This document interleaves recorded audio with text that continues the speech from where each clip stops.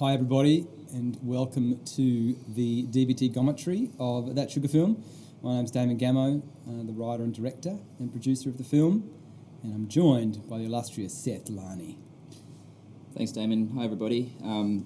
So my name's Seth. Obviously, I was the visual effects supervisor for this show, so that basically just involves designing and implementing all of the visual, digital effects, computer-generated effects for the film. And I also colour graded the movie, which is basically like photoshopping every shot to make it look the way that it looks. And a lot of people that have seen the film have said, and commented on how well the special effects team did in the film, but that team is one guy who's sitting next to me, so any special effect you do see in the film was done by Seth, which was quite a heroic effort. Lots of sumptuous, alluring shots of sugar and candy here. This is obviously quite deliberate, sort of... I guess it's almost like a microcosm of the film here, of just how saturated the world's become of candy, so much so that we've designed a whole world made of candy here, and that was done by our amazing production designer, Gareth Davies. Amazing production designer. The incredible Harriet, and they've built that in his mum's lounge room over a weekend.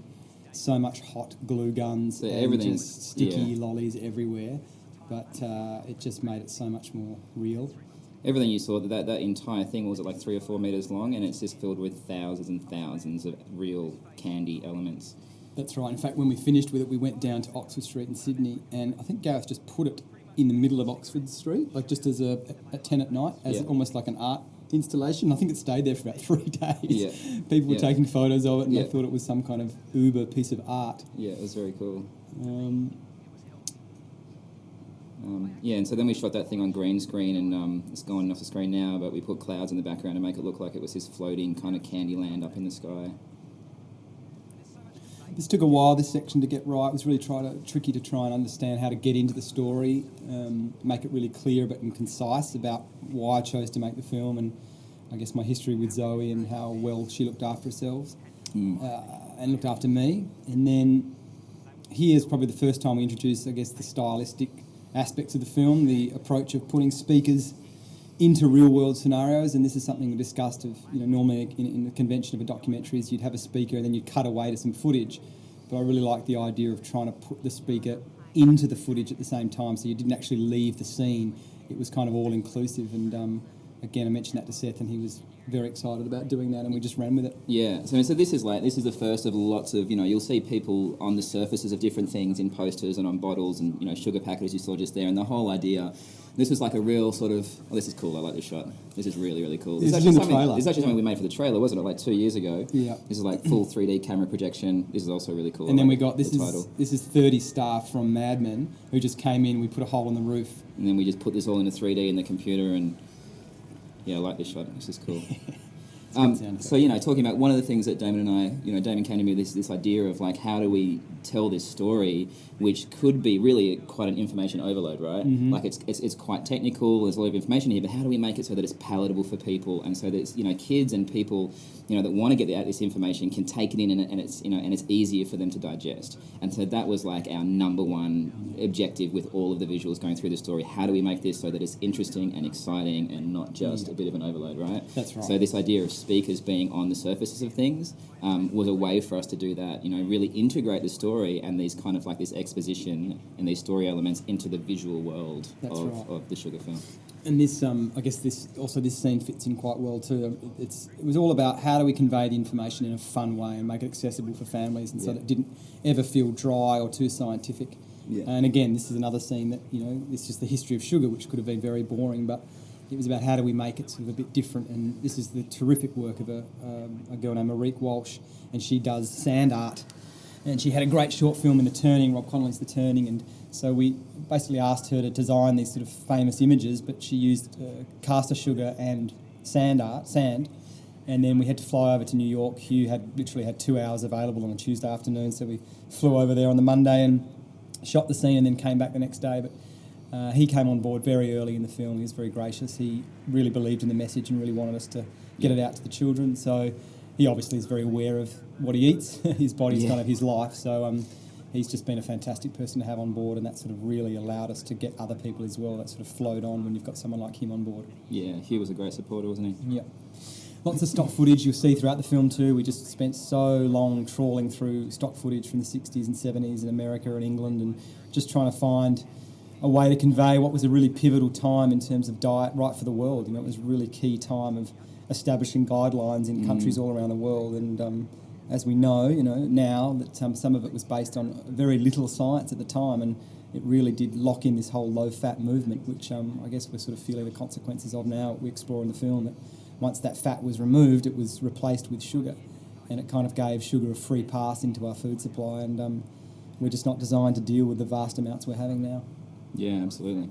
This is probably your favourite one, isn't it, Seth? Coming up This here? is quite cool, actually. So one of the things we really tried to do is any time there was defects in the footage, you know, the visual effects try to marry that. So here, this guy, you know, Torb, speaking on this box, we've spent a lot of time trying to match the, you know, the compression and the old film grain and all that kind of stuff, so that it really feels like it was filmed, you know, 40, 50 years ago when this footage was filmed. Yeah.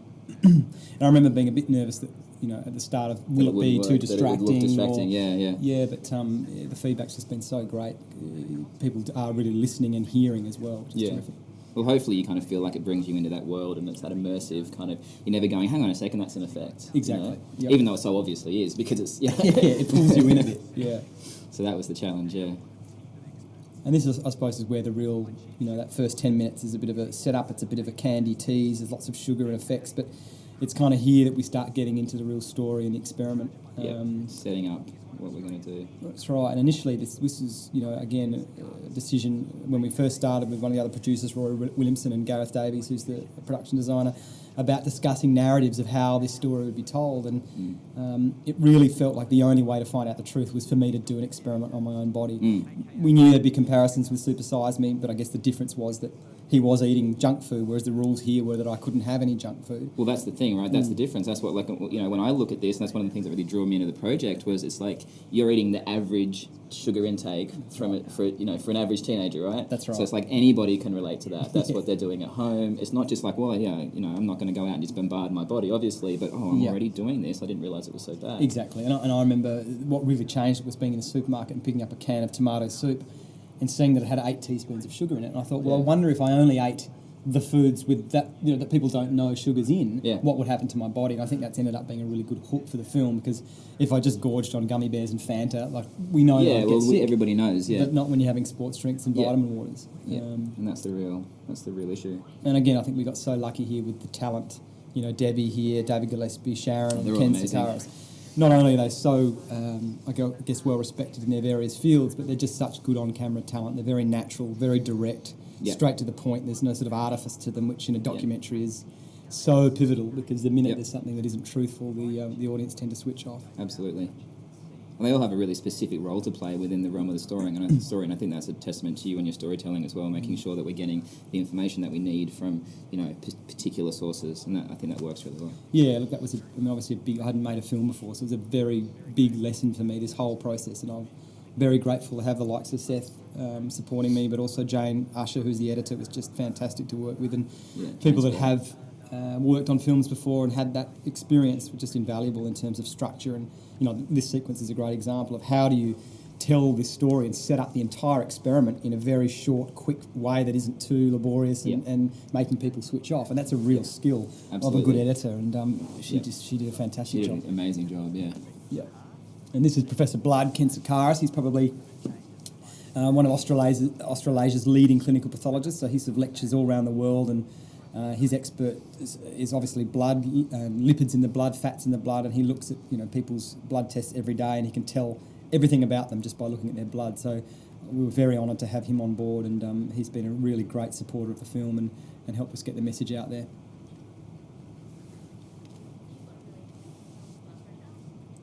And again, one of the advantages that I had, and all the people like Debbie and Ken said that, is that I had a very clean bill of health before I started this film. So I hadn't had much refined sugar for 3 years, no alcohol or prescription medication. So they were going to see the results very clearly on my body. Absolutely, that's right. And, you know, to the same degree, I acknowledge that, you know, I would have been particularly sensitive to it because I hadn't had any sugar for so long, that it was going to show up very quickly. But I guess what we saw in me is what happens to people that have a life of eating these types of foods that might take a bit longer to develop. They kind of showed up very quickly in an extreme way, which I guess suited the film in the end. None of us knew that's what would happen. but it worked out well. This scene here with Damon in front of the in the rat tank, we actually look at those undies. Yeah. Oh, man. So this is an idea that we developed for the trailer, didn't we? And we actually we shot a whole version of this for the trailer, which was actually really awesome. Yeah. But the story kind of changed, and so we couldn't use the same footage, obviously, for the feature. So we redid it. But again, it's just one of those examples. I mean, this is really simple. This stuff in here is really, really basic, right? It's just really graphical. You know, great icons that our Gareth designed for us, and then some animation that I did on Damon. But again, the whole idea is just like, how do you make this really, there's his organs. We can see graphically this is what's going to happen to it when he goes through this experiment, so that we understand it in a really easy way. That's right. That was the key. Just simplifying all the time. How do we make science and these concepts very simple? And a lot of people have asked me there about that scene that, I do have quite a lot of fat in my diet. And it's true, I do have quite a high fat diet, but in the sense that it's a lot of healthy fat. So I'm eating sort of avocados and nuts, which, are the things that make us feel full that we've often been told to avoid. So we just keep snacking on these high sugar or high refined carbohydrate foods because we've demonised the fats. But I eat a lot of those, so I don't eat as much and I feel full throughout the day. Yeah.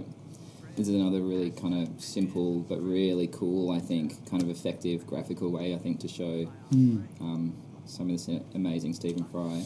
Yeah, some of this information that could just be like an overload, and it's really kind of hopefully quite fun. Yeah, this was a real privilege for me. I guess this was one of the last things we did, and again, it was like, well, Stephen's available on a Thursday in London, can you fly over and do it? And we went over and did it, and he was just such a professional. We turned up and he'd had everything down. He had the cadence right. He'd learnt all the lines, knew it off by heart. A real pro. It's amazing, isn't it? Yeah. Yeah, and again, Stephen's someone very supportive of the message. He's sort of battled a sugar addiction ever since he was a child. He writes about it in his book and talks openly about it with people. And so he was very on song with the message and really wanted us to get out there. And he's been a terrific support. He introduced us to Jamie Oliver, and it's been a really good support. So he's just a pro, and has the highest calibre of small talk that I've ever met anywhere in my life. Small talk per minute is sitting around in between takes and having chats about 13th century emperors and whatnot. Yeah, he's a smart man, isn't he? There's no weather chat in his small talk. Yeah.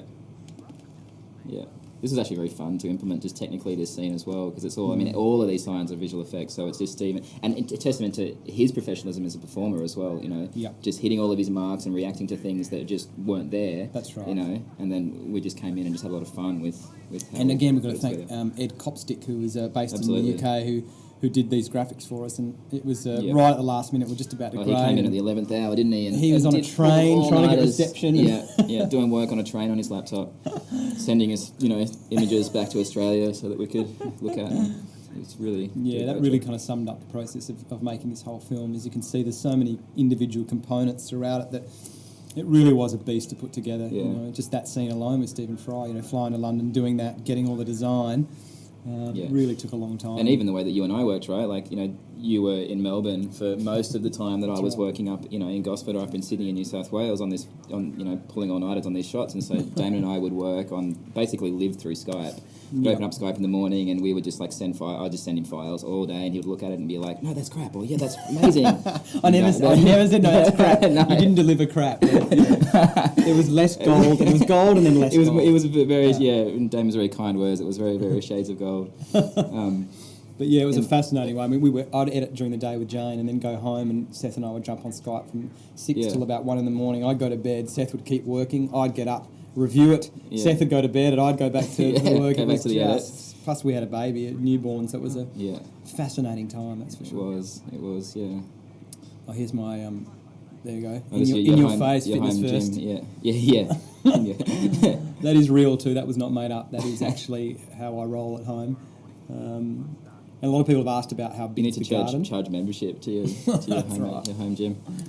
And beautiful Zoe, she was just such a... how amazing was she? Heroic during this whole process, just so patient and calm and understanding, and certainly wouldn't have got it made if she wasn't as good a person as she is. This is probably a big scene for a lot of people. It's sort of one of the first sort of big shock moments. People often write to me about this scene, or you hear it in the cinema. It gets a few gasps from the audience. Just, I guess this is the classic example that sums up the whole film, that I'm eating what most people would perceive to be a very, very healthy start to the day, and yet it's got 20 teaspoons of sugar in it. So, again, it's an interesting study here of things like serving sizes that I'm talking about here, that you see on the box, and really, when you measure it out, no one eats that realistic. small amount. That's right. Yeah. And 20 teaspoons is what, like half of your daily? Is that yours about 40, wasn't it? so I'm having 40 a day, so 20 was half at breakfast, you know. And I'd find that was often the case, no matter what cereal you had or a low-fat yogurt. It was quite often that's where the sugar was hidden in these kind of breakfast cereals or breakfast yogurts and juices and things like that.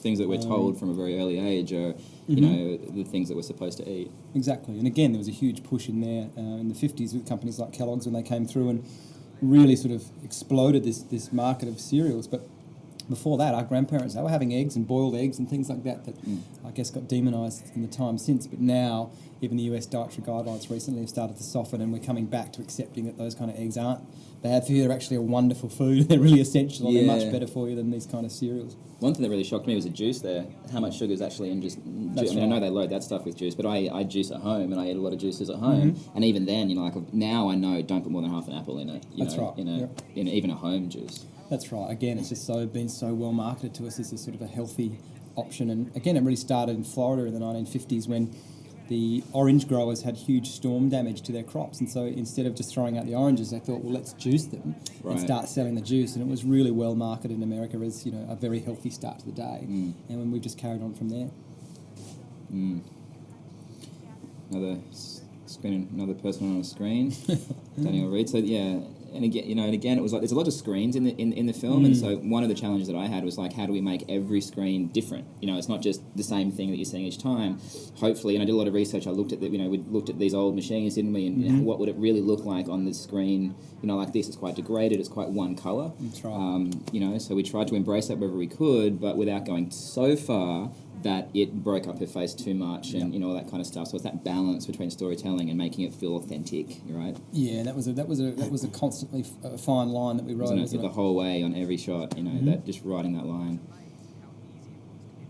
Yeah, this was the part of the film really that I started. This is very, very early on in terms of the experiment, and I think we talk about the film. This the amount of sugar in those drinks is really the thing that shocked me. That you just don't think there's as much in there, and this is another great scene, I think, in terms of really explaining... Visualising it.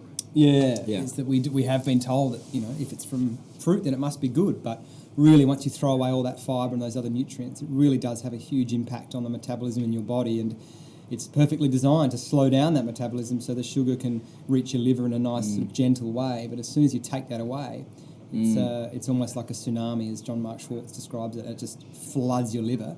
And we're just not designed to deal with it that way, and that's when it starts turning to fat very quickly, as what happened to me, and then that starts leading to other complications. Yeah. This is Zoe filming here. I think she did a pretty good job. She did an amazing Steady job. hand. Yeah. Good frame. Very steady. Yeah. Nice frame. In focus too. I might be a little bit out of focus, but no, I think she's done very well. She's done amazingly. This is an interesting scene just for the grade, where because the colour inside the room is going to be a bit nerdy, but it's so warm, the colour outside is so cool. When we graded these shots in the house, the out of the windows was just like full on blue, wasn't it? Yeah, that's so we had to window out all the windows, you know, cut them out individually, colour grade them separately for the rest. Yeah, the grade was a beast because I think we shot on 4 or 5 different cameras in the end too, and gee whiz, just trying to match them all up was very, very tricky. They're the kind of things that, I mean, obviously having never made a film before, you don't realise how much time those things take to make it look all smooth and look like it's all one camera. It can take a very long time to match the colours. And yeah, absolutely. Yeah. This was great too. There's another Gareth Davies design special. He built like a giant glass ramp that we just poured orange juice and Coca-Cola down and had a slow motion camera at the end just to film it. Yeah, I really love that shot. And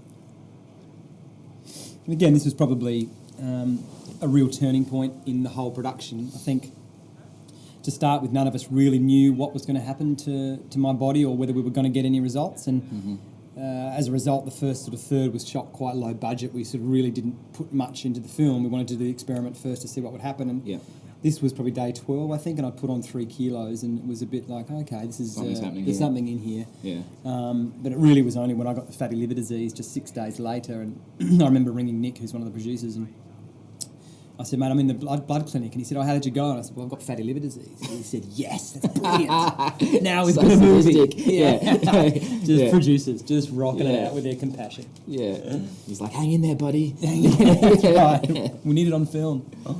But yeah, this is a great scene too. This is a really good example of how... This shocked me. This, just the image, you know, That all that is fat inside. Yeah. That's right, and that's the thing is some of these foods you can put on fat on the outside, but it's the sugar, the fructose in particular, it's quite toxic. It creates the fat on the inside, and that's when you get all these metabolic symptoms that, again, we're just seeing so prevalent now in the society, which really weren't that abundant 40 years ago. I mean, things like type 2 diabetes, that was still around, but not nearly the levels that, I mean, now it kills someone every 6 seconds around the world. Yeah. Heart disease is still the biggest killer in Australia. So we really do need to look at the foods that we're eating and kind of switch our understanding of this kind of low-fat message and just start getting back to eating real foods. Yeah. This was another pretty confronting day. This was actually a guy named Mika Delaney helped us out shoot this, lovely Mika, and he had some great ideas on this day as well. And again, it just seemed like a really clear way to show the impact of how much sugar we're eating, and so much so that in some of the earlier cuts people thought, it was a bit too excessive, that, this is not what we do. But, people need to realise that this is what we do. It's just showing it in a really graphic way. It's no different, it's just hidden in the foods. But you can see my left eye starting to get bloodshot already there. I think I'm starting to feel the effects. Those are an example of what you were talking before, again, on the more technical side. So we did shoot on 4 cameras, and for those more sort of nerdy or, people out there or people who are interested in filmmaking, we shot on, C100, the Canon C300, the Blackmagic 2K camera, and also the Red Epic. And that stuff was shot on the C100, I think. So one of the challenges in the colour grade was trying to get all that stuff back into the same sort of space so that it all hopefully looks like it's part of one coherent world. That's right. Got some very funny looks this day. And also a GoPro. 5 cameras. Oh, you too, yeah. Another example of just really similar, it's just the number 4 and a line, but just trying to visualise things at every point, how do we make this stuff so that you can, I'm launching this now with no sound and I get, okay, right, that's 4 teaspoons, 7 teaspoons, so... That's right. Just trying to keep it fun. Yep. And then my famous chicken dessert.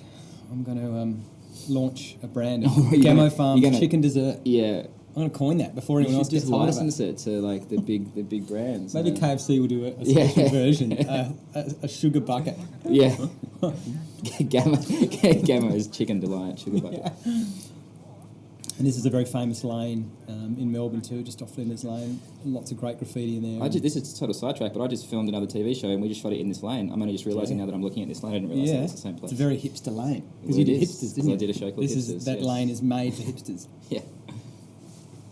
Yeah, no acting required there. I felt completely horrible after. It's very voyeuristic, that shot. It's actually passed out. Yeah, no, this was the big turning point. I guess this is the big shock moment for a lot of people.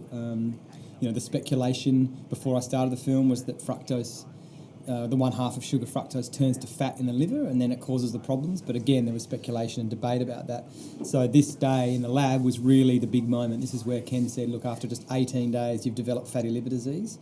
From all the sugar, and I guess that was the moment really your face.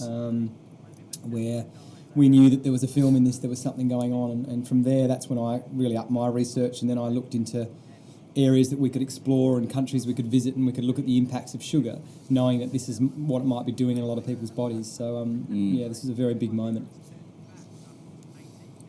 and it actually led into our first really big technical scene, which probably have 2. We've got this scene and then the brain scene. Yeah, and these are the beasts. These are the big scenes, yeah. Brendan Thwaites, amazing Australian actor. Yep. But this stuff is really, so these are the big, we basically spent 90% of our resources working on a couple of scenes because, my thinking was, these are the scenes that set the benchmark, right? Yep. And also that tell the really big story points. This is the information that was so important.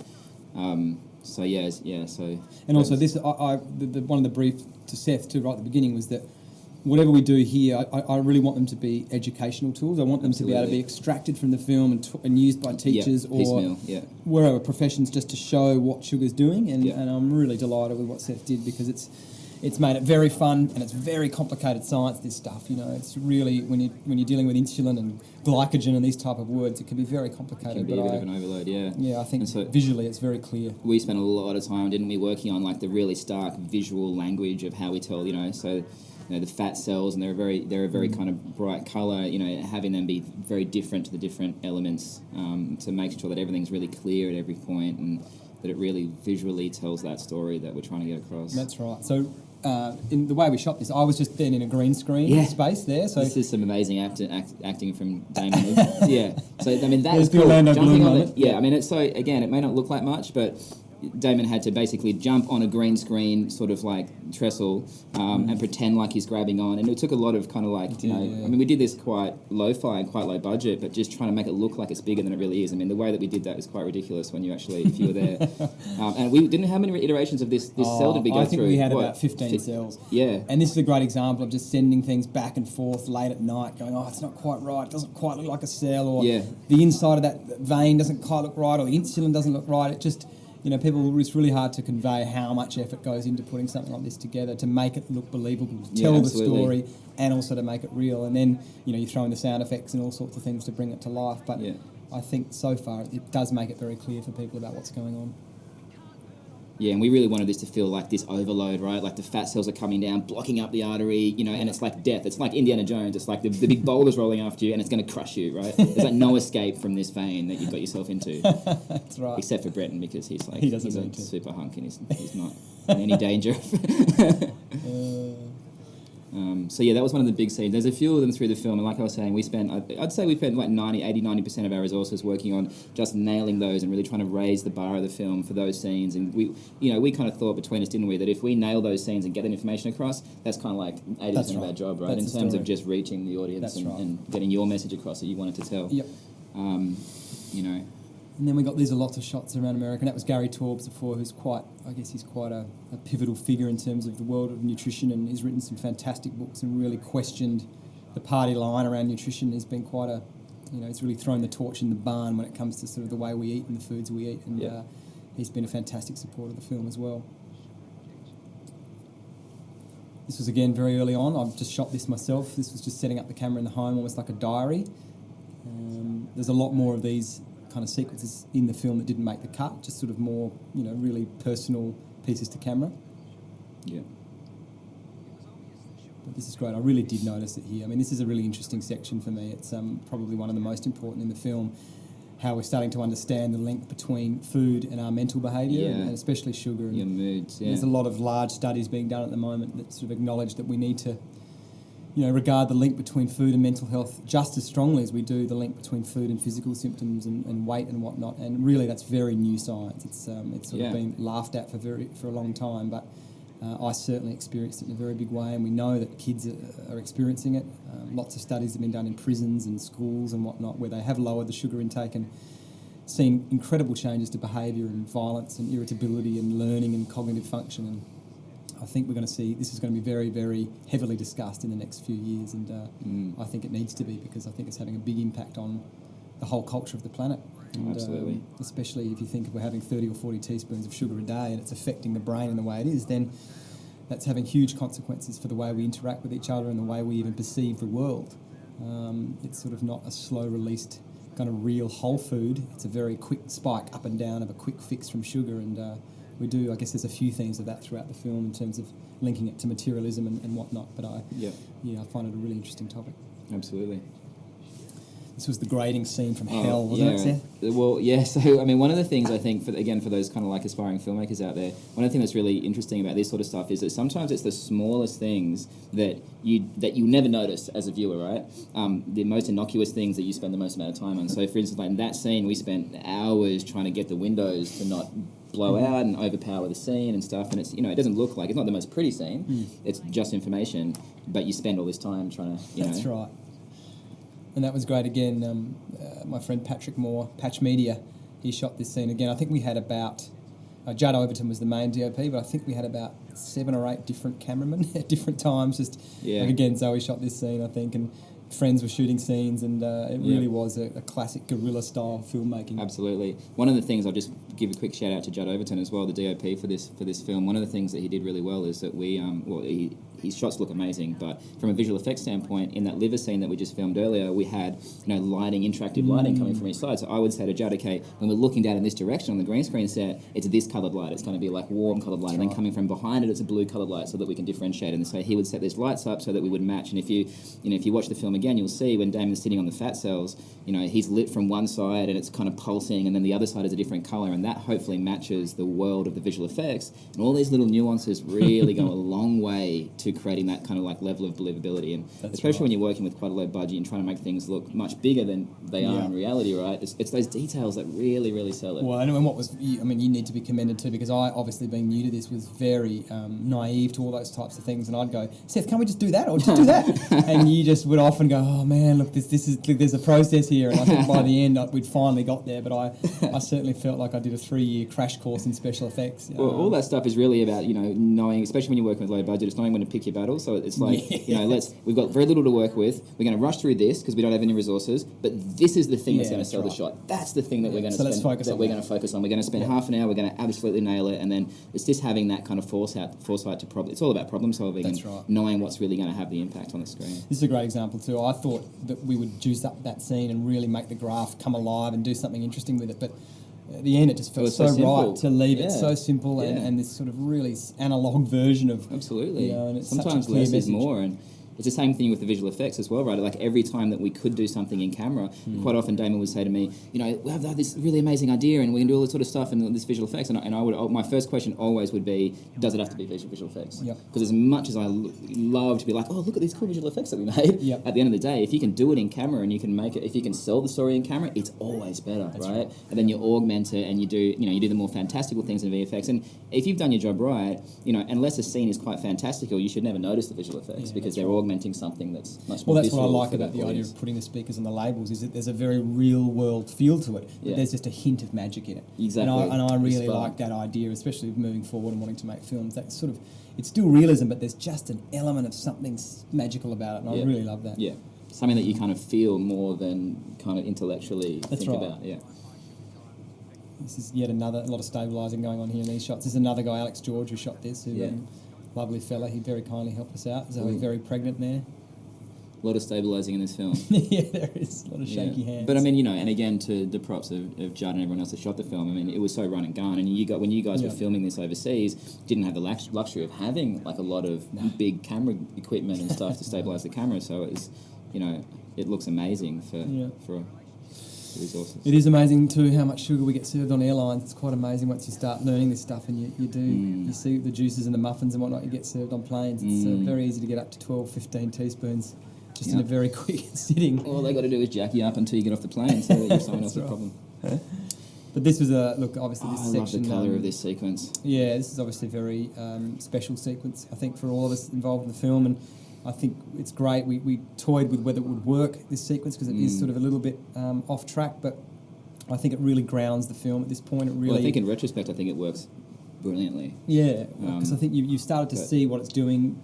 to me. You understand a bit of the science of how sugar's affecting me, and now you suddenly take it outside me and you go, well, what effects is it having in other parts of the world and other communities? And no more so is it evident in the Aboriginal communities. I mean, their levels of type 2 diabetes are 3 times higher than the rest of Australia. Oh, it's shocking. Kidney failure is about 15 times higher. And it's absolutely shocking. I guess what's amazing about this particular scene and sequence is that this town has been dry, it's been alcohol-free for 40 years. So the symptoms that are occurring here are from just bad like diet. There was a number I think that was being kicked around that you might have told me, like the amount of like Coca-Cola and soft drinks that these guys go through in these towns. Well, 40,000 litres a year they drank. In 2007 there was only 390 people in the town and they drank 40,000 litres. I can't even compute. No. I don't even understand how to compute that number. No, and John Tregenza's just...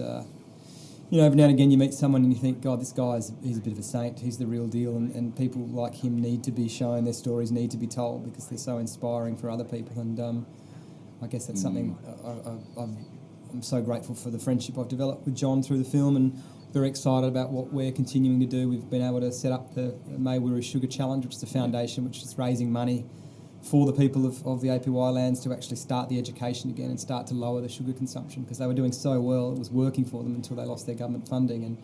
And what's great about their initiative is that it's Aboriginal run, so it's not a group of white guys going in there and telling them what to do. It's actually coming from the local people, and they're empowered to do it. So what we're doing is just providing money so that they can continue to do that. And they're just such lovely people, and they're very excited about that because they were very proud of what they were doing. They were the first town to remove full-strength Coca-Cola, and they want to keep going. They want to keep the education going, especially for the kids, because as we know, they're dying way too young. It's an absolute tragedy considering we can avoid it by giving them healthy foods. Yeah, no, it really is.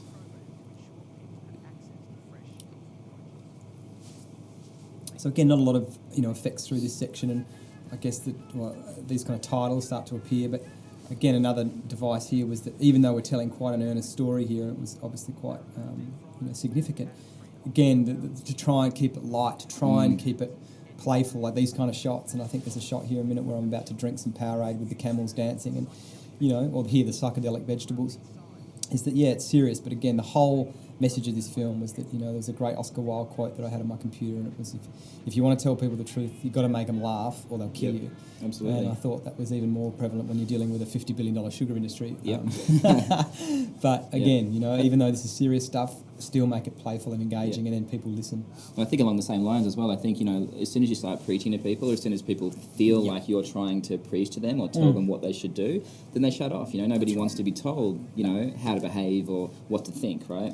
So the whole idea is like, how do we, you want people to just be able to enjoy, what's going on and take things in at their own pace. And that's right. Knowledge is power too. And that was, and I think that was one of the big, discussion points of making a film like this. We could have, how easy you could have made this sort of preachy anti-sugar film, but we certainly didn't want to do that. All of us that worked on this, the reason we all wanted to make it was that it wasn't about that. It was actually trying to inspire people and empower them to, you can still have sugar if you want to, but just realise how much you're actually having.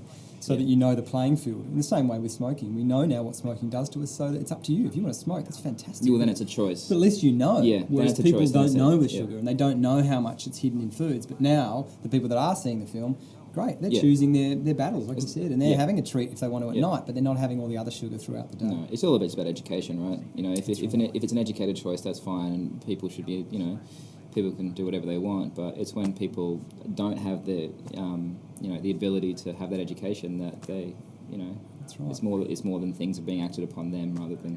That's right, especially when you're up against such a powerful, these companies are so big and their marketing budgets are so enormous that they're very clever with their branding, and they put so much research into it that it's very easy to not be educated because you believe what you're seeing. And I guess I hope that's a big hope for me with the film, is that it just gives that power back to the person, because ultimately you decide what you put in your mouth, and you don't need to be told by a company. Absolutely. Going back to a more technical note again, what I said at the start of this sequence is I really love the colour in this sequence. So this whole kind of outback Australia stuff, and one of those things that we really tried to do with the colour of the film was just really make it. Again, it's like reflecting that same light of heart, light of tone. I mean, we wanted it to feel like a movie too. One of the things that one of the words I used a lot, with you, Damon, was like, this needs to feel like an event, right? Mm-hmm. Like the word event, like this needs to feel like when you watch this that something's happening. That's that this is a movie. We're not just watching, a YouTube video or whatever, right? Yep. But also, like in addition to that it's fun and it's light, and so we push the colours a lot, and we wanted to make this kind of feel really kind of poppy and visceral and bright, but not so far that it felt unrealistic, not so far that it was kind of like too over Willy the top. Wonka. Yeah, because it could have been easy, because the theme, you could have just looked at like candy so sugary, colours need to be really bright to reflect the candy, and that that's right, and that could have been just like a really easy way to approach it that I think could have just been a little bit over the top, and so we try to be a little bit more sensible with it, a bit more sensitive with it, but at the same time make it still, again, right in that line, always right in that line, And look, and that's where these kind of sequences, where Jane Usher, again, the editor, was just so just invaluable to me, because it really was an interesting journey of, you've got these incredibly sad moments like this one, juxtaposed in this sort of beautiful cemetery, really. There's kind of colourful flowers and this very barren land, and again, it was just about understanding that. I guess for me it was a great lesson in terms of filmmaking and how you take the audience on a journey, and the sound and choosing the right song. And what's incredible about this sequence is that I found this song. I was trawling through all sorts of Aboriginal singing and hymns and charts, and I found this song, and I sent this sequence to John, who's speaking here, to have a look at it. And he said, "Oh, that song you use at the cemetery?" I said, "Yeah." He said, "I wrote that song in 1965. And it's just one of those beautiful synchronistic moments. And so we ended up using it in the film. It's such a lovely, poignant moment. It's a very powerful moment. And again, you know, it's such a colourful candy Willy Wonka ride, but then to really choose your moments where you just pull all the sound away, you just have the wind blowing, it just becomes much more powerful. And that's I guess the great part of filmmaking that I experienced, that crafting that and really understanding those moments that you can really hit home with an audience. Exactly. It was really a fantastic process. Absolutely, yeah. And again, I love this sequence here. I said to Judd, like, let's just try and get to really ram it home, let's get some portraits of these beautiful people and just get them looking down the camera, and they were so obliging and willing to do it. And it's... well, it's so personal, you know, you really feel their story. That's right. Because it's real, this is happening, you know, it's happening as we speak. Back to the scales.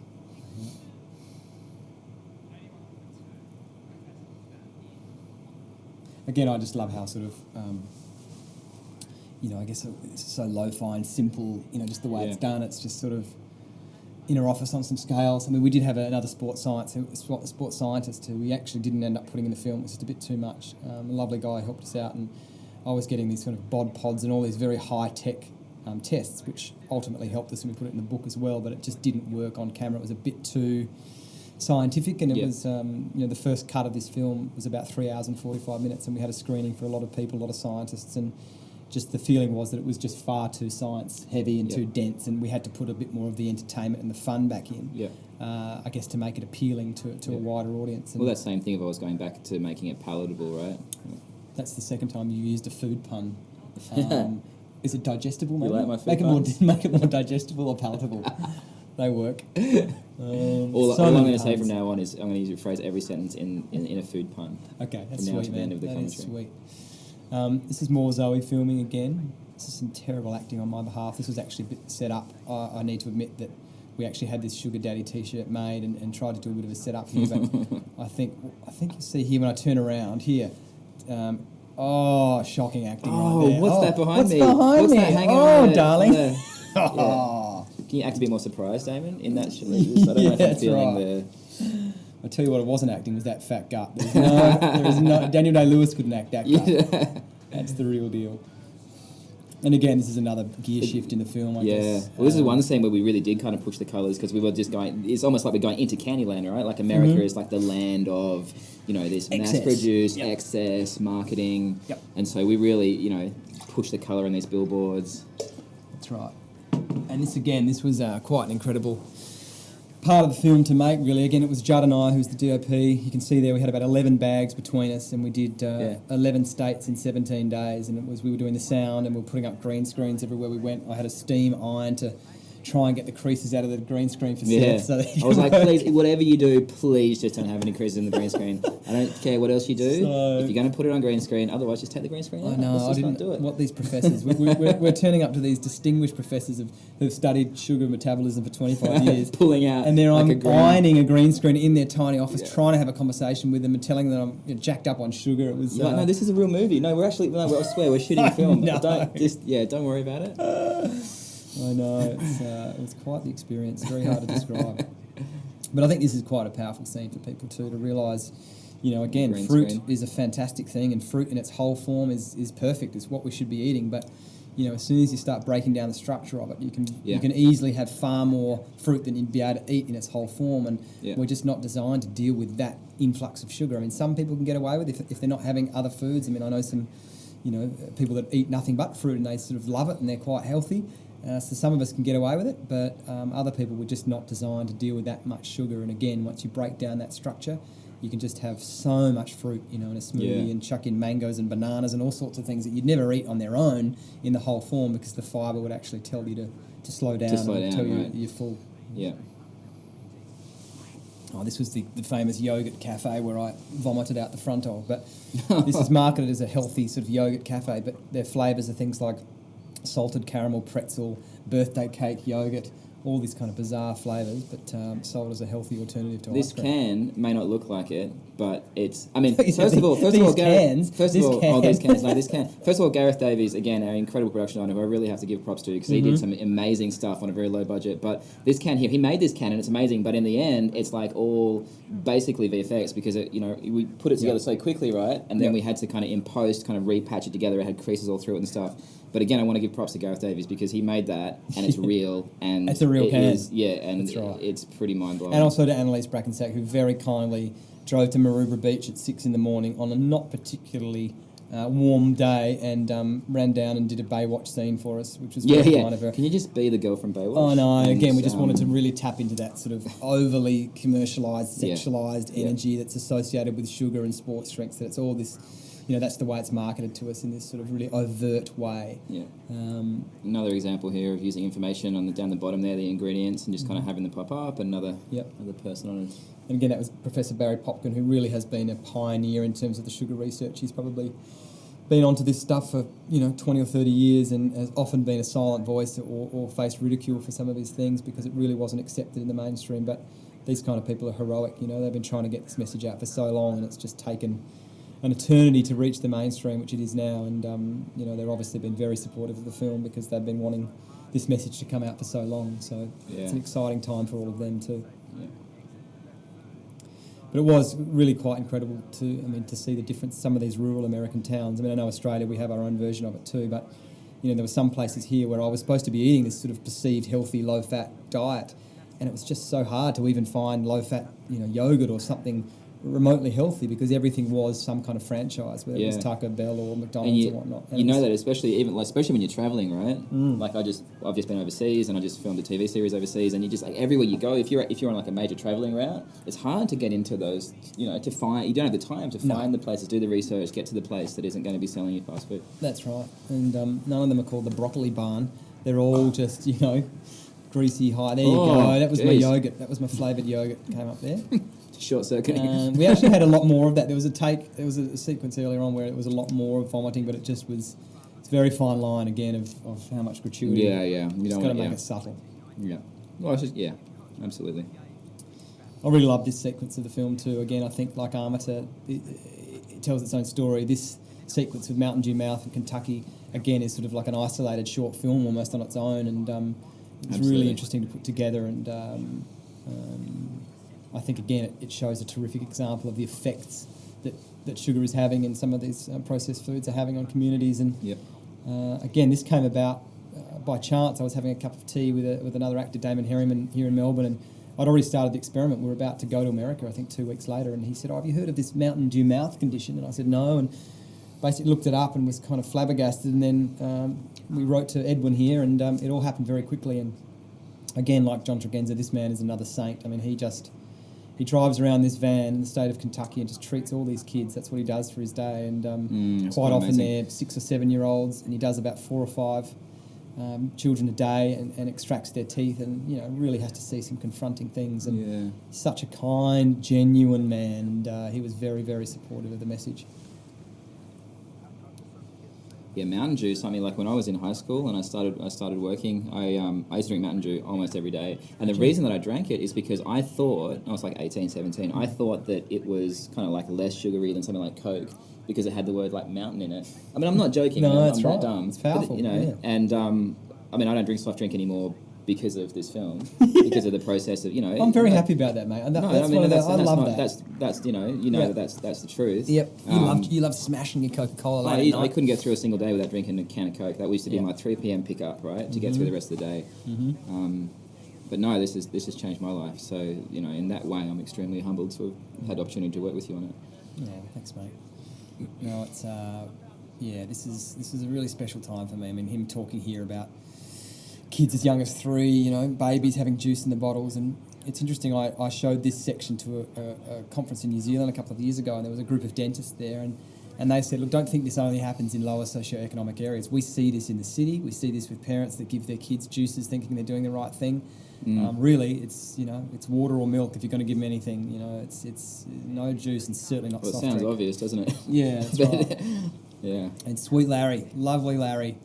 What a great kid he was. He's stay in touch with Larry now. He's doing really well.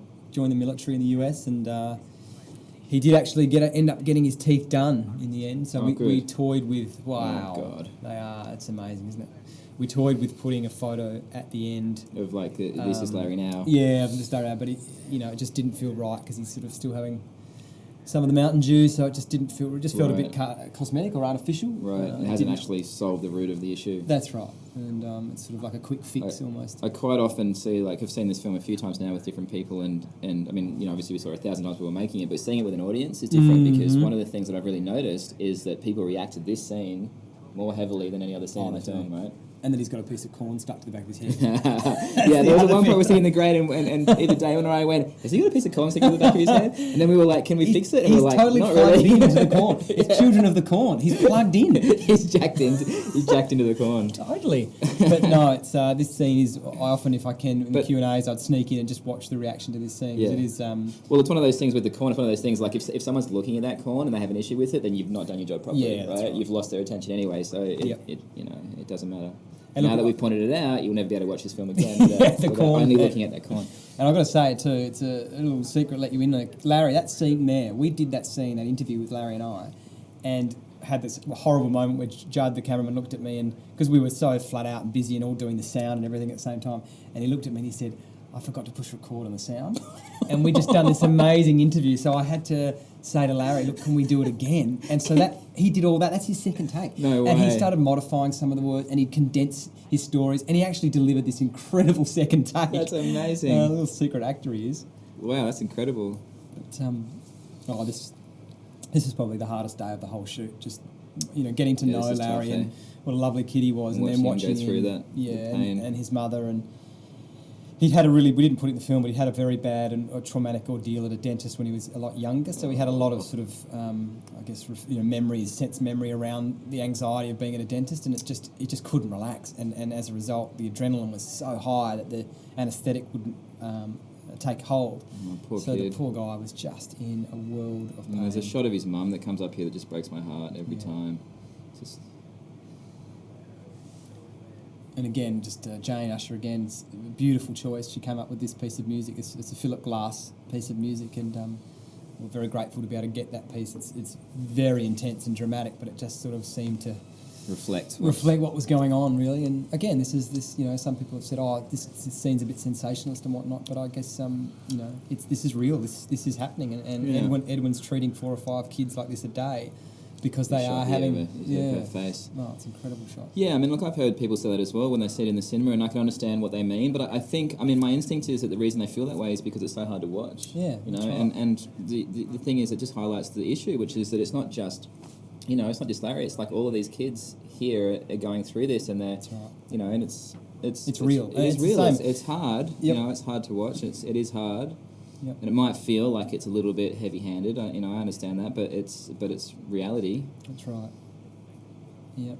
And it goes on. That's what these dentists said. It happens here, and certainly we see in some of the Aboriginal communities too. They're having the Coca-Cola in the babies' bottles, and that still goes on in some places. Like if you had said to me, he tells a story about, is it his nephew or the other kid that has the Mountain Dew in the bottle. If you had told me that as an anecdote, as a story, I would have just been like, oh my God, are you kidding me? I might not have believed you, but to see it firsthand and Yep.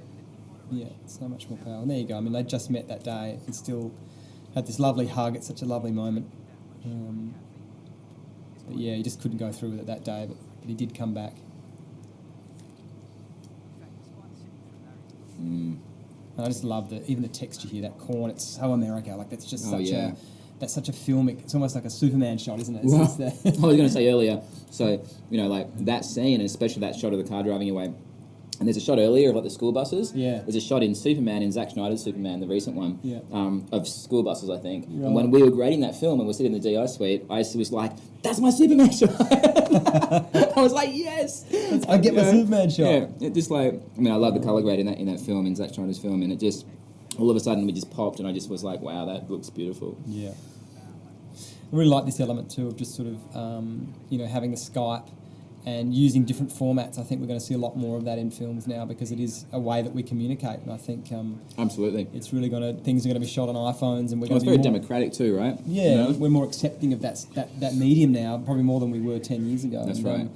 You can have your beautiful, well-composed shots, but this is a way we talk now. And we talked about this too, didn't we? We looked at that shot and we said, can we use that because it's so low resolution and whatever? But the reality is, it's like we understand what that is. That's a Skype call. That's right. So that's especially in a doco. That's okay. Too. Yeah.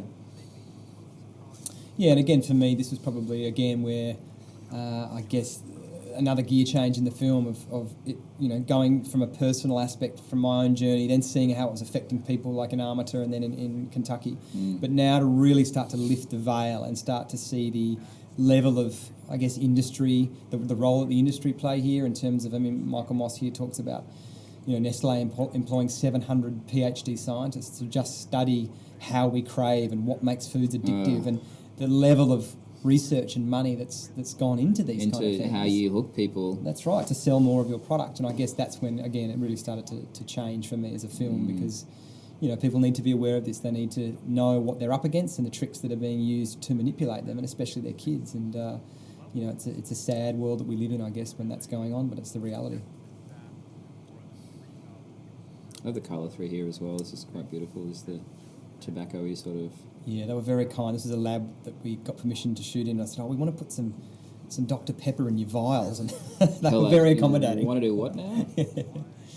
But this is a great privilege. Gareth Davies and Gareth came to visit us, the production designer. He came to visit us in New York, and that was a big day for us there because we actually got to interview Michael Moss in the New York Times building. So we had a bit of a nerdy chuckle to each other because it was... a bit of a nerd out. Yeah, we had a nerd out there. We were in the middle of New York talking in the building. It was very special. Yeah. The walls there are lined with all their newspaper covers and very famous covers. Another example here of that really simple kind of information, just this little visual effects, that little dial there, but it just, Yeah, it looks very real and believable, but again, that was all a visual effect. And I think to your credit as well, like that's another example of your sort of like, I did this shot and the needle had gone I had it going further than what it does in that shot. And I was like, yeah, look, it's awesome because it's like really dramatic. And you were like, no, but it's a little bit, we want it to be more realistic, so we don't want to go past the bliss point. That's right. Yeah. And I was like, yeah, okay, that's cool. I get you. I'm with you. Eventually, you said that. Eventually, that was after an hour of me going, dude, but it's not as dramatic. People aren't going to get it. Yeah, it's a fascinating book, this one. If you get a chance to read it, Salt, Fat, Sugar, How the Food Giants Hooked Us. It's a really well-researched, in-depth novel, and just looking at the level of science and research that these companies, Coke and Kellogg's and Nestle, all these companies, what they do. I guess it's capitalism. They want to make money, and they'll use anything they can to get there. This is a really interesting scene coming up here. This was never going to be in the film. It was something that we just shot off the cuff. It was the Miracle Berry in New York. Oh, this is one of my favourite scenes. Yeah, but again, just watching you squirm here is one of my favourite. One of my genuine favourite squirming. Scenes. And again, this came about because of that really long-winded, 3-hour, 45-minute scientific edit. Yeah, it was like we've just got to put some things back in there that are very playful and fun and sort of, I guess, a personal touch, a bit more of an insight into, I guess, my personality, but also just a bit lighter. But there's actually a message in here which is saying, things sell better when they taste sweet. Absolutely. And that's the kind of message that's snuck in there. But well, it's like, the more subconscious you can make a message, you know what I mean? The more, less I'm slapping you in the face with it, and the more that if you can be entertained and then walk away from it going, oh yeah, reciting the message, but you didn't realise that you know what I mean? That's the holy grail of filmmaking. That's what you're always trying to do. That's right. I guess I didn't learn that until probably halfway through the edit again, because you want to make it really, especially a story like this, you want to hit it over the head because you want to make it clear. You go, please understand it, but then people are just going to switch off if you're doing that. Absolutely. Well, people feel like you're preaching to them, and they... I can really tell here, like, there's a couple of pimples under the left eye there. I can just see that I'm starting to change. This is where, for me, when I noticed, I look like, look at my older brother, who's, he's not very happy. Throughout the film, you get darker and darker. I do, absolutely.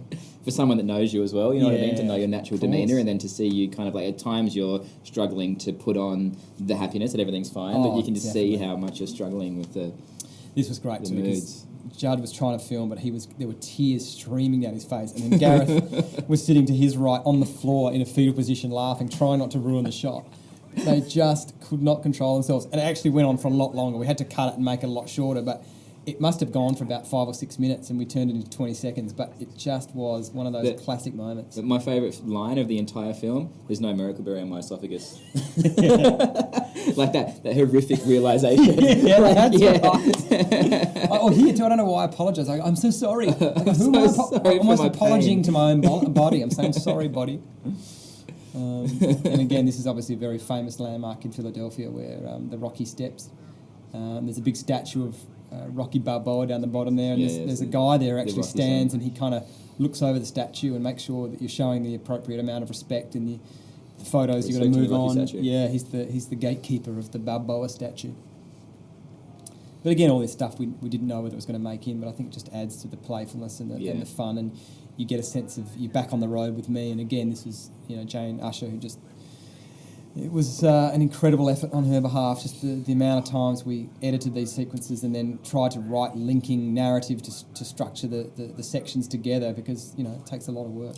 I love this shot. Just the out of focus, your out of focus eyes behind there. It's like, who am I? I don't know. Yeah, that was deliberate, You can't actually. see my face. I was very proud of that. I thought that was a filmic moment. Yeah. We were in Philadelphia doing this, and that was on a Skype call, with Sharon back home in Australia. That's really brilliant. I really love this shot. It's the simplest things. Yeah. It's like what I was saying before about the bliss point thing. It's like no one's going to notice that. It's so fast, but it's like you spend your time. You know what I mean? It's like how many hours do we go back and forth just talking about the minutiae, the smallest details, you know? And all these ones just took so long to get the right tone, to make them look realistic. Even that texture on Aaron's face there, it's just, wasn't it? It took so long. And one of the things, and again, one of the other challenges was because there's so many people speaking on different surfaces, paper, glass, screens, or plastic whatever. Plastic bottles. One of the cool things about that was that side shot, so we see him from the front, and we see that he's like on the paper, but then we see it from the side, and we see that he's on the paper, and the illusion is that he's inside the bottle because we've seen two sides of the bottle, right? Yep. And it's so subconscious, and it doesn't mean anything. No. It's not. But it's just the detail. It's that the texture of the world, the smallest things. Anything that you can do to make it kind of more immersive, make it kind of feel like there's something more going on. Bring it to life. This was a great day too. I remember I felt so bad. I had to fast for about 12 hours before this, and I just felt I had these cramps in my stomach because I'd had so much sugar. And this was a real struggle. Here we go. Yeah, and then this is probably the second. This was the big sec. We did this is one of the first, first. This is the first, I think, visual effects shot that I did. So we did this whole VFX shot at 5K. Did this whole composition for the more nerdy people out there at 5K, and then that whole camera move is actually done in post production to look like a helicopter shot coming into the brain. And this is probably, I'd say, my proudest sequence, I think, in the whole thing. So we filmed Damon on green screen, obviously. We got like a model of a real brain, and then I kind of modeled it in 3D to get this model into our rendering system that you have here. And one of the references that I was using for the look of this thing was like wine in a glass, right? So it's kind of like a glass brain, but it's filled with liquid. Yeah, we're saying if you were a really rich man and you had like a brain sculpture in your foyer, and it was a fish tank almost. It was a fish tank. Well, we used that reference, fish tank, right? Like we there's talked Rory, about one of fish the tank. producers, walking past. Yeah, there's Rory. And so then the reason we wanted this to be see-through was so that we have these effects that are coming out, all these particle effects. So these are all like full 3D particle simulations, and that they can happen inside and make it feel like they're really these explosions happening inside your brain, so we can see through the glass and through the liquid, and there's real depth and hopefully an immersion to it. And again, like interactive lighting. So again, like Judd on set filmed this with the lighting, and to make it really feel like you're standing in front of something that's red and giving off these kind of pulsing red, and it's subtle, and you probably hopefully don't notice, but it's those interactive kind of ideas that help to sell these things.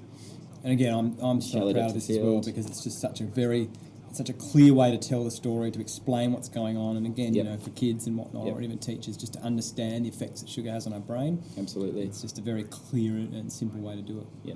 There's our production designer, Gareth Davies. Gareth Davies. Amazing. Chowing down on a donut. Yep. Absolute champion. He did such an amazing job. He did, and this is one of the first that's one of the first shots we did. Was that actually the first shot we did? Yeah, I think that was actually the first shot we did. It was in Sydney. Yeah, that was the first test. We did that almost as a test to putting someone on a label. Exactly. Right? Mm-hmm. And then it was like, and you probably might not have noticed, but there's lines that go in front of him because there's a design in the box, and so I wanted to make it feel like here he is again, like he really integrated. So that was the first test of how do we really integrate people into this world. And this was the time we had to blur out the labels. It was the only time in the film because we were making a cocaine. And we did this at the last second, didn't we? Because we did that whole shot without the blurring. That's right. And then at the last minute we realised we got the legals back, and that's right. So everywhere else, people often ask that of how we got away with showing all the brands, and because it's a experiment I was doing. It was almost like conducting research, and plus I wasn't making up anything. Everything I was doing was only interpreting what the label already said and counting the amount of teaspoons. But obviously it's a bit harder for people to work that out. But I was just stating facts. Yeah. But that was the only one, that sequence. Then we had to alter a bit because there was a cocaine reference there. Yeah, you're associating their brand with cocaine, and that's right, which is fair enough. Yeah, absolutely.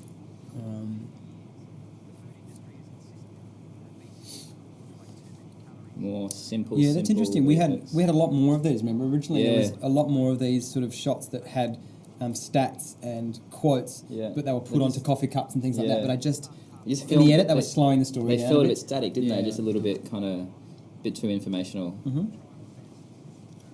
There's another shot that was really hard to grade. Again, it's the most innocuous things that you'd never... It just looks like a shot of a guy sitting in a room, and it is. But those windows... Yeah. so what happens is that it's so bright backlit that it's very hard to get detail on the front of the face because the light's coming in from behind. So you've got to find a way to sort of soften the light behind without ruining the shot. Ruining the shot, yeah. Making it look fake. Making the face too dark. Again, this is probably a big talking point of the film, this notion that the calories that we're eating just aren't equal, that some calories behave very differently in the body, and we know now that, whether it's, the amino acids in protein, they take a bit more to break down if you're having a steak and whatnot. Different types of fats, omega-3s or omega-6s and trans fats, they all have a different role in our body.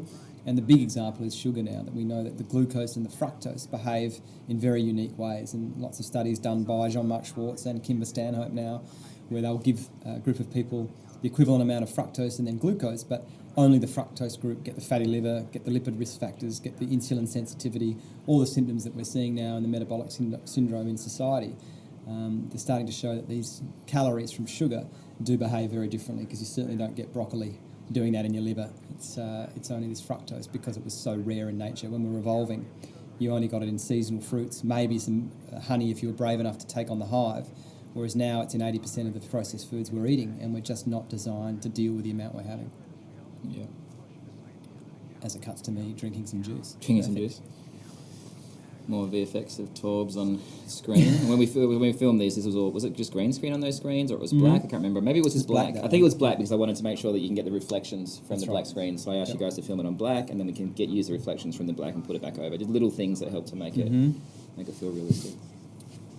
Yeah, I enjoy it. This is a lovely moment again, not talking about those kind of beats and planting these emotional, beats throughout the film. This is another one. This is one of my favourite shots. This shot of you right here, it may look like there's not much, but this is the major turning point of the entire... That's right. The entire, well, that's probably the lowest point. Yeah, well, in filmmaking terms, you'd call this like the major setback, right? Like this that's is... right. The Robert McKee kind of journey. Yeah. And again, I think it's nice to then Michael go Haig. straight to juxtapose with this radiant, healthy-looking...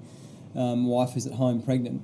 It really was against exactly how I was feeling. Yeah, making you feel like you're so worlds apart, you're so far away from the happiness that you started with. Yeah, and this was we cut it short here, but I had a bit of a cry in this moment, because it was that time I really started just feeling so rotten, and the self-deprecation kicked in of like, what am I doing? I'm overseas making this stupid film. Zoe could have the baby any day now, and I'll miss the birth. I really started to sort of worry about that, and it took an emotional toll. Yeah, absolutely. Absolutely. This is something that's another tiny little detail. We had all this black and white footage, didn't we, in the film? And one of the things was actually Judd's idea, the DOP, was that we infused a little bit of colour. So I made those shots look a little bit tobacco-y, so that nothing felt static, like nothing felt too kind of monotone and too... it just makes it feel a little bit... So every black and white shot you see in there it's a bit sepia rather than black and white. So that's intentional. I love all this stuff too. Going to San Francisco on dusk, it was just beautiful. And again, this is a really fascinating part of the film to put together, and Jane and I, the editor, really took a long time to get this right, because, it's important information to understand that there's been a level of manipulation from the sugar industry that started a long time ago, in the same way that we look at tobacco now, that there was a lot of false science and sort of misleading statements that were put out that really exonerated sugar. But again, how it was trying to get the balance right so that you don't bog down the story too much. It doesn't suddenly become sort of a political thriller, which is almost a different film, really. I think that I just noticed too on that statement just there from the July 17, see in the top right there, this is the day they released this press release. That's actually the day that we're opening in America. Oh, no way, really? In cinemas and on demand is July the 17th. That's serendipitous. There you go. It's a big day for sugar. Big day for sugar, July. So this was really took a long time. We did probably 6 or 7 cuts of this just to get very clear. Yeah. And there was another fantastic Kristen Kearns, who is also a woman who's done a lot of research into this area. She did an interview as well that we just couldn't fit in the film, which was a great shame, because she actually brought the story to Gary to explain what was going on. She does a lot of fantastic research in this area, but it was unfortunately we couldn't fit her into the film just for time constraints. Yeah. But Gary's just written I think a 700-page book on sugar as well. I don't think it's out just yet now. Where are we now? This is early April 2015. But really looking forward to that because it's going to be a fantastic read. And he sort of, even he said to me, he said, I can't just lightly do things. I have to read every single conceivable thing that was ever written about sugar. Yeah, right. So it's going to be a great book. Yeah. And look, I find this is a really great sequence as well here. This is a great example. I mean, every audience always laughs at this scene, the Flintstones having cigarettes. And I do think that in 30 But it's such a parallel. Well, I think in 30 or 40 years we will look back at some of our athletes, whether they're having Gatorade or even cricketers eating KFC and buckets of KFC, and I think we'll probably have the same reaction. I hope so, yeah. Because we think, look at what we're selling these things to kids. Yep. And hopefully the awareness will be there around the way that these foods affect our moods and our bodies. That we'll and there's that parallel that we drew there, didn't we, with this stuff that's coming up now with this sugar being sucked out of, so it looks like a sugar cigarette. Yeah, and this was in the trailer as well. So this was filmed for the trailer which we did 2 years ago. This whole sequence here with the horses running, this fructose country, that's the stuff that we did 2 years ago. Yeah. So we made like a teaser trailer that was about 5 minutes just to try and get some interest and raise some money. Sales pitch, the sales pitch, and it had that sequence and also had that supermarket shot in it. And even a version of the film clip. There was some other cool stuff in that trailer. There was actually. There's a lot of work that went into it. A lot of work, we couldn't that no one will ever see. Oh man. Filmmaking. And look here, this is another really this is probably the toughest part for me to edit in the film, and also even I guess this section to deal with on the day. I'd sort of had an inkling that this particular scientist had done some work for sugar and the sugar industry and for Coca-Cola, and it was quite confronting because I, don't consider myself an antagonistic person. Yeah, well, you had to kind of confront him. Right? And I don't like conflict. I don't like that sort of stuff. So I was quite nervous about this. But, when this kind of stuff goes on, it does have an effect. And when you do go to these Aboriginal communities and whatnot, or you see the effect that these kinds of drinks are having on people without that education, well, when the message isn't clear and people aren't understanding what the damage they are doing to their body, then there are dire consequences. And I think we've reached that point in society now with levels of disease and types of diabetes and obesity and whatnot that we just can't afford to keep misleading people. We've got to take action and actually get people healthier because everyone will benefit from that. And got to choose human beings over money. And I know we haven't done that for a long time, but it's really the only way to move forward. Society's not really built. So.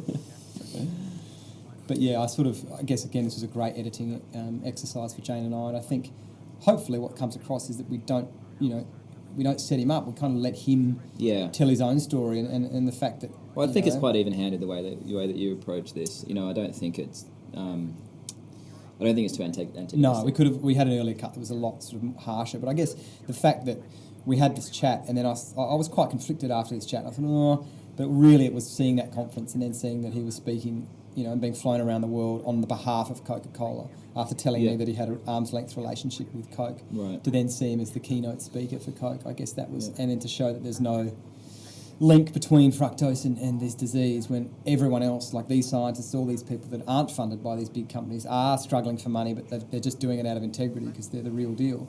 Yeah. I guess sort of that story had to be told because, it happened with tobacco and it's absolutely happening with the food industry, and the sooner we can realise and understand the tactics and the tricks they're using, hopefully the quicker we can turn around the situation and people can realise what's being done to them and they can take their power back.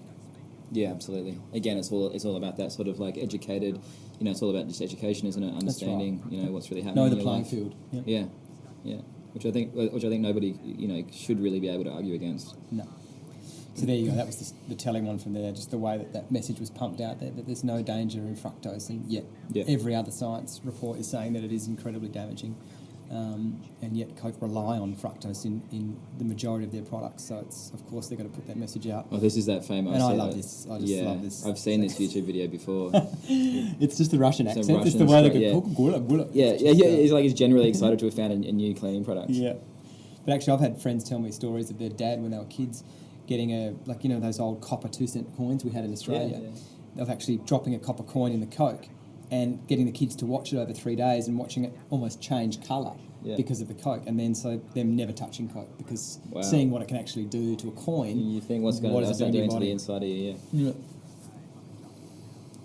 And again, this section of the film I really love too. We initially had a bit more of it in there, but we sort of toned it down. I guess it sort of starts to get into more esoteric concepts or bigger philosophical discussions around the influence of sugar on society and what it means for us all walking around jacked up on sugar and getting our fixed 30 or 40 teaspoons a day, what effect is that having on us in terms of our consciousness and the ability, the way that we perceive the world and how we interact with people, I think is a really interesting topic. And oh yeah, absolutely. we touch on it here and how it's affected culture, really. Well, I think it's quite profound. And I think hopefully, you know, what you've done, and I really feel like we have with the film, is like you've basically set up enough information, enough of a platform for people to be able to go away and then have those conversations in their own language, right? That's right, absolutely. To at least just sort of spark a debate or a discussion. Yeah. This was a very, very confronting night for me, having quite a healthy actor's ego when I want to be so ridiculed walking around Times Square. People thought I was some kind of deranged, crazy man, and they were just telling me to get away from them and shoo-shooing me away, and it was... wow. These guys here, when I first met them, they said, "Oh, man, you're brave, man, you're showing your face. No one shows their face out here." Because they've all got masks on. But here I am, just like the doofus, wide-eyed. Was I supposed to have a mask? I didn't realise. Yeah. Oh, it was a tough night, that one. Yeah.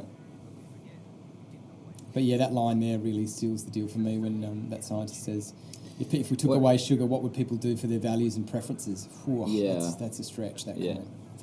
Another person speaking on a screen here. One of the things that I would be most proud of is if people watch this film and don't get absolutely annoyed at how many people are speaking on stuff, because we spent so much time trying to make them all completely different. Yeah. So in reality, no one of those shots are the same, right. And they're all actually a completely different effect. Absolutely. You know, And I haven't had that feedback, so no.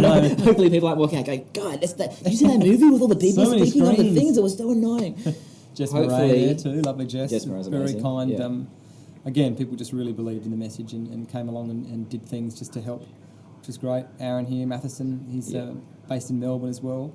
Runs works out of a gym and runs his own Trinity Fitness Solutions, and fantastic perspective on the world, and really knows the science and understanding the physiology in sports and how sugar affects metabolism and science and athletics. It's a really interesting space. Yeah, so here's the big this is the big, I guess the big key phrase here, which David Wolf references Rudolf Steiner here, and says that perhaps sugar has caused materialism, that the metabolism in the brain, the way that sugar gives you that quick burst of energy and then you go flat again, mirrors a lot of the things that we see in society, whether it's an action film with a plot which is all flesh and there's not much substance, or whether it's a pop song or a like on Facebook. It's and that's really what we try to capture in this sequence here, this kind of culture and excess and what we've done in the world, and this shopping madness and money. And I love this guy's face when he wins the money. Brilliant. Just that obsession with materialistic stuff really does match that kind of... I love the guy eating the pie at the end of this, I think it's the last shot of this sequence. That's right. It's just that full-on excess. Here we go. Yeah. And then, it's at the end, and they're like egging him on. That's right. Yeah. Eat that pie. We actually found that audio from a different festival, but it just works so well putting it over the top of that. And I guess I just love that phrase. I love eat that pie. It just sums up materialism so well. It's just ram culture down your throat as fast as you can. To consume. This is all genuine too. We had the camera hidden. I hadn't set any of this up. I hadn't seen Zoe yet, so this is all very real after being away for 3 weeks. And yeah, it was quite an emotional day actually. Just seeing how much that tummy had grown, and then showing her how much mine had grown. And then I noticed here I'm blocking everyone, like no one can get this jerk's sitting in the way. Stop your hugging, fatso. Move on. Again, a great story here, Gareth Davis. Bless him. This is a brilliant shot. He built that with another guy. Didn't it fall down after? No, he came in and he'd turned up late, so it had been a rough morning as it was, but then he tapped me on the shoulder, and I just turned around and I knew that a gust of wind had blown it over, and they nearly finished it, so they had to rebuild the whole thing. Poor Gazzy. I've heard that story. And again, this is a very confronting scene for a lot of parents and whatnot. I mean, a lot of those things in that box is what people are giving their kids, thinking they're doing the right thing. And look, a little bit of that every now and again, of course, is not a problem. But you can see how easily you can get to 40 teaspoons in that perceived healthy lunchbox. And it's little wonder that we're seeing this fatty liver disease in kids and type 2 diabetes and obesity in children that just we weren't seeing. Yeah, it's just this sort of excessive lifestyle that's and these hidden sugars that are doing the damage, amongst other things, of course. But I think sugar is certainly playing a large role. This is our sister scene to the one at the beginning but now there's 2 Damons. Look at the change. There's the before and the after Damon. It's an older brother who just let himself go a bit. Yeah, he's the guy on the right just doesn't care much anymore. Yeah, it's quite amazing, isn't it? And here too, this is an absolute horror show trying to grade. This is the hardest scene to grade, this film, this scene. And again, it's the most innocuous scenes. It's not the ones that are the most pretty, or the ones that you go like, yeah, I'm so, that looks so great. It's just certain scenes you're just trying to get back to normal, to because again, it was so blown out from the light coming in from behind, and we weren't able to match the lighting on their faces. So to try and get that balance right was just so tricky. Yeah. But I love what you've done here, mate. I mean, this. Again, we talked about showing numbers on the screen and figures, but just to have... it was always like, how do we do it visually? Yeah, how do we simple... And that trick there of sort of lighting the organs from behind as though they're from within. And then just here, the one on the right, it's just a bit more angry. Yep. It beats faster, it's redder, it's sore. Yep, and that's exactly what sugar does. We know that it's an inflammatory substance. So a lot of people have come to the Q&As and sort of said, I remove sugar and then I... whether it's PCOS or asthma, all these symptoms or pains and have all kind of dissipated because we know how inflammatory sugar is and it really inflames the cells. And that really shows it there, doesn't it? Yeah, it's... Fatty Boomba. Zoe, she said, I loved it. Yeah, I had more to cuddle. Yeah. There was more of you to cuddle. That's what my wife Lisa says. That, seriously a woman that loves you, isn't it? Yeah. I mean, it's the famous make a fat wave. What is it? Make a fat wave wobble test. Make a fat wave wobble test. Yeah, I think Kieran Rooney, one of the scientists in the film, hashtagged that once, actually tried to get that hashtag going. Oh, look how sad you look there. Yeah, I was sad. Struggling here. So lucky to have these guys. I mean, this was an hour chat about all my results, and it just was a fascinating discussion. We might even find a way of putting it online or doing something, because it's just to hear these kind of very respected people in their fields discussing as openly as they were what happened to me was really fantastic. Very brave to sort of speak out, because again, it's not really accepted, especially in the medical fraternities. It's becoming more so. But Debbie, as a doctor, to really speak out against this kind of thing and not rely on medications and really try and get people to eat real foods instead of relying on tablets is goes against a lot of protocols. Some people. Yeah. One thing that we tried to do with the grade as well was that we really tried to reflect the arc of the story with the colour too, didn't we? So, that's right. So here, whereas it's a little bit more uplifting here because we're hearing things that are sort of a bit more positive, but you look so dark already. Yeah, just psychologically dark. But we kind of, there's that shot where you were like huddled up in the train that we talked about earlier. In terms of a colour grade, that's the darkest, least saturated shot of the whole thing. We tried to just subconsciously reflect that tone, that change in tone throughout. That's right, and you think of the start of the film, which is so colour and bright and candy and sugary, and it's almost like you start to get the real message that the colour starts to drain away as you find out the truth about sugar. Draining away from. That's right. It might look shiny and bright, but there's actually having some pretty dark consequences. There's undertones here. Yeah. I love this sequence too. Just this took a while to get, but just the, you hear my results and then you go to the day-to-day of what impact it might be having on all these people that are probably having so much sugar in their day without even knowing it. Yeah.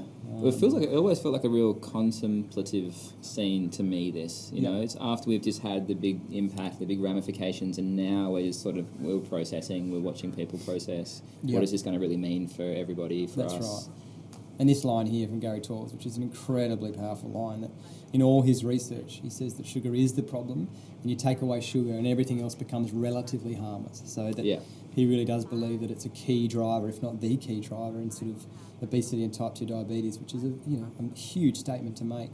Yeah, absolutely, but it is. More and more science is starting to back that up, and so we need people like him to stand right out on the edge and sort of lead the way, and very grateful to have him in the film.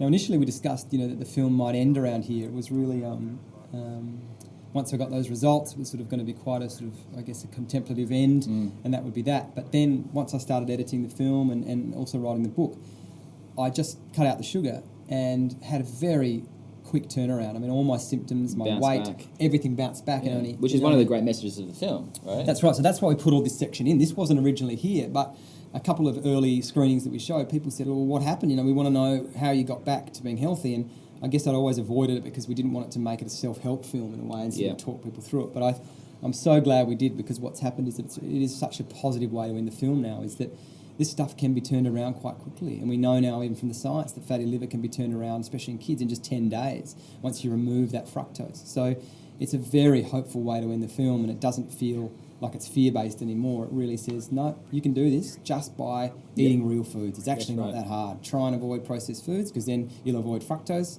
and your appetite regulation will kick back in, and all sorts of things will start to turn around, and you just have to choose real foods. Yeah. This is a great transition, this one here. Yeah. You like this one, don't you? I like this, yeah. Yeah. And we played with me. There was like he was So blue for a while. When we tried, there was yeah. So there was versions. because the rest of the label was only blue. That's right. So it was that my psychology was like, well, he should just be just blue because it's one of those one ink press it. And then it was one of those examples we were like, but it just takes away too much from the humanity, right? That's right. Yeah. You know, it no longer looks like him. So I can't believe that photo of Velvet. I mean, it's just bizarre seeing her. Velvet's, as we're doing this, she's just turned 17 months, so she's only about 2 or 3 months old. I'm a bit a bit older, 4 months, and it's just incredible. You realise how long it takes to make a film, put it together and edit it. It's been nearly over a year. Yeah. But I'm so excited to have this and just to be able to show her this one day. And I'd love to be able to see what my parents were like at that age, and to see us playing with her as a baby. Absolutely, it's beautiful. Yeah.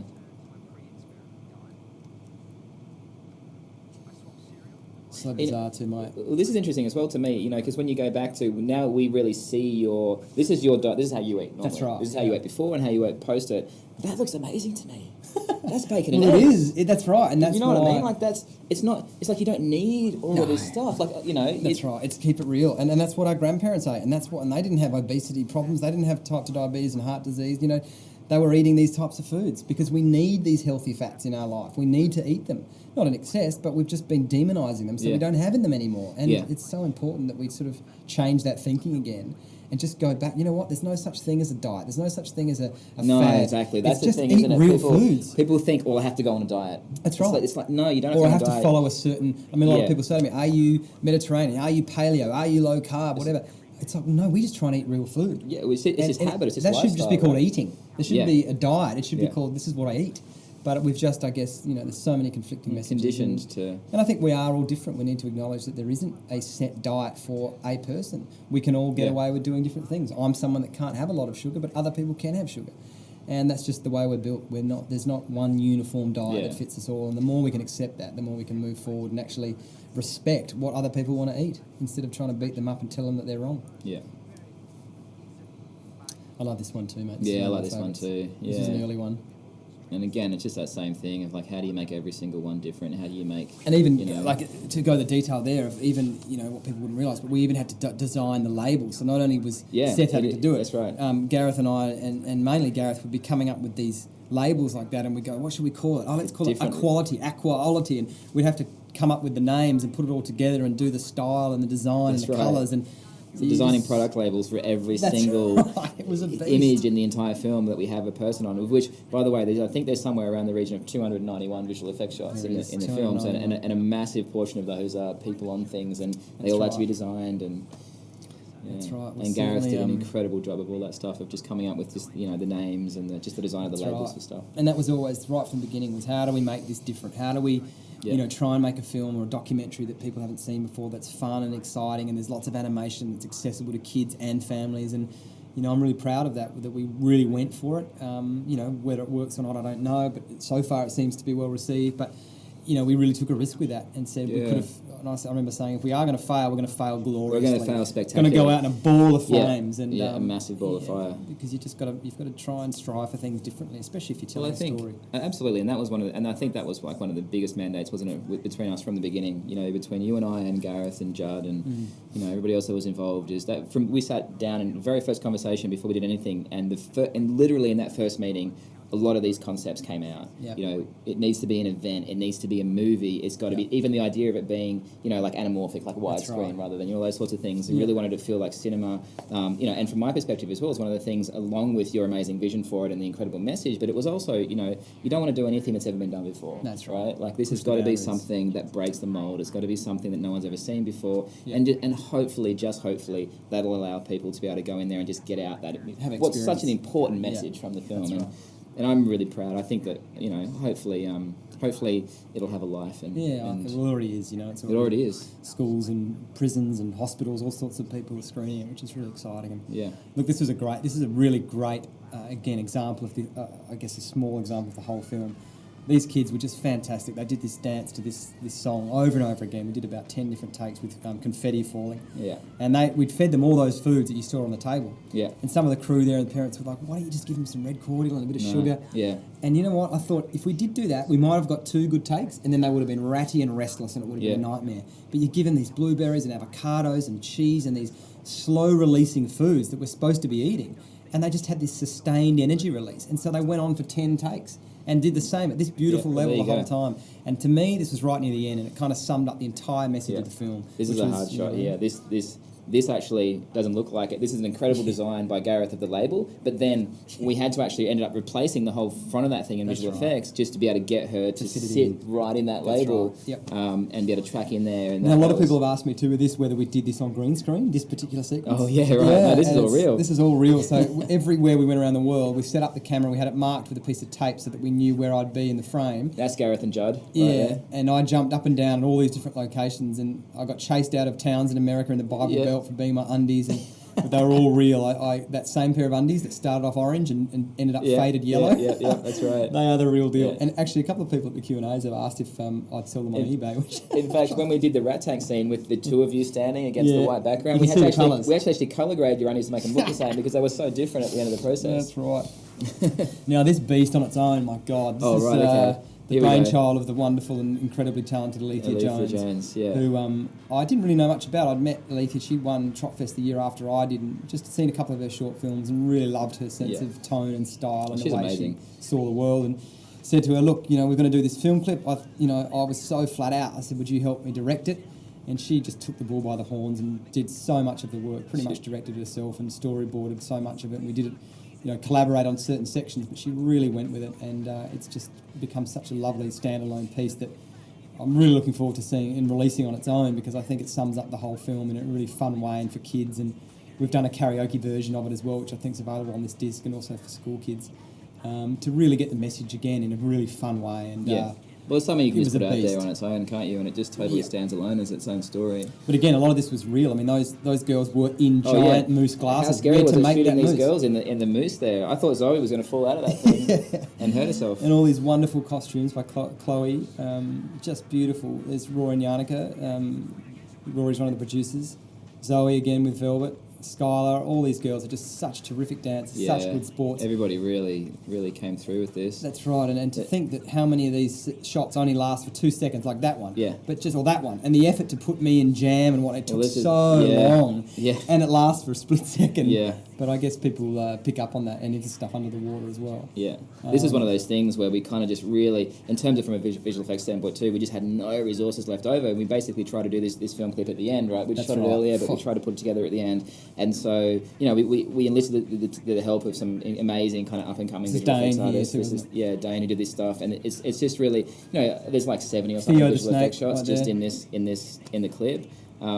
And it's one of those things where we were just like, man, we wanted to be so ambitious with this clip. We had no money left over, and we had so many visual, and it kind of kept growing. And then, so there's stuff in it, you'll see certain shots, and I look at it and I go, oh my God. But it's those things that you kind of, again, it's all about drawing the audience's attention. And if you see that thing, then you think you haven't done your job properly somewhere else, right? Yeah. And in the places where it matters, then it's money and it works. That's right.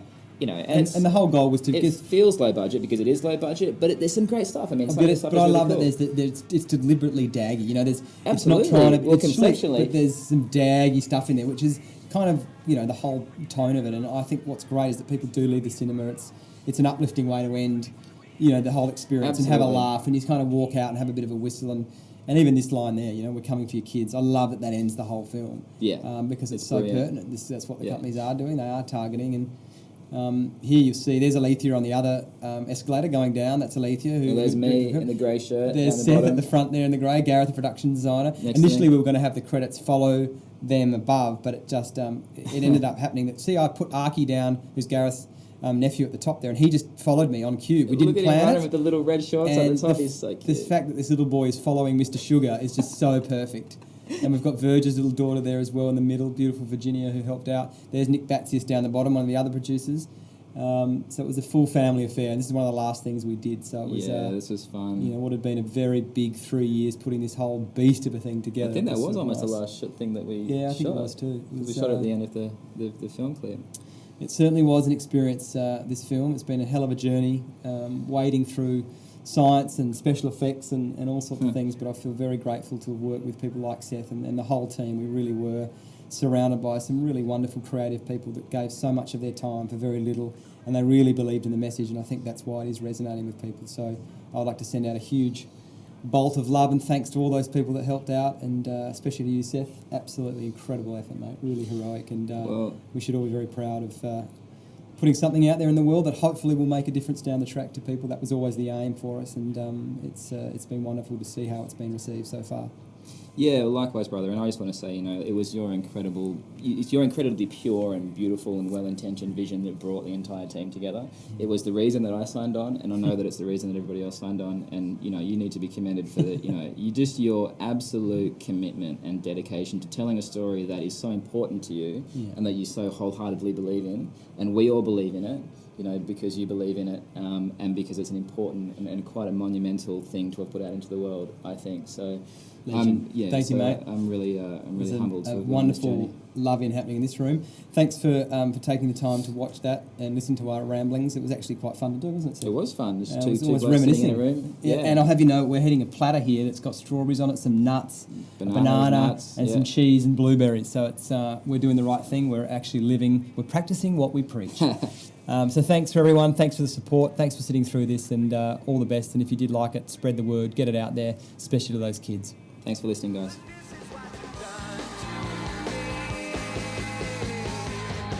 You like sugar. You like sugar. You like sugar.